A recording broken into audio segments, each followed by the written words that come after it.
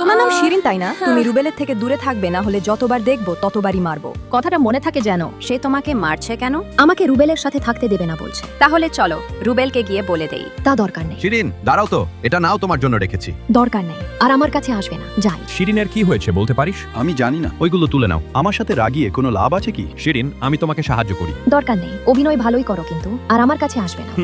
বস, আপনি কি চিন্তা করছেন? শিরিনের ব্যাপারে তুমি কিছু জানো না নাকি? না বস। অদ্ভুত ব্যাপার। একটা ভয়েস মেসেজ দে। শিরিন, তুমি আমার অফিস রুমে একটু আসো তো। হ্যাঁ, আমাকে ব্লক করে দিল। শিরিন, তুমি আমাকে ব্লক করে দিলে কেন? আমি কি করব সেটা আমার ব্যাপার, বুঝেছো? হ্যাঁ, আমাকে তুমি কেন ব্লক করবে? আমার অপরাধটা কি? এই তোমরা ভিডিও করছো কেন? আমি কি সার্কাসের বাঘ নাকি যে ভিডিও করছো? বস, শিরিন ইচ্ছা করে আপনাকে এড়িয়ে যায়নি। আপনার এক্স এসে ঝামেলা করেছে। বস, কোথায় যাচ্ছেন শুনে যান। তুমি শিরিনের কাছে কেন গিয়েছিলে? সে আমার বয়ফ্রেন্ডকে কেড়ে নিবে আর আমি বসে বসে আঙুল চুষবো? আমি তো আগেই বলে দিয়েছি আমি তোমার বয়ফ্রেন্ড নয়। আমার কথা শোনো। চল ফুট।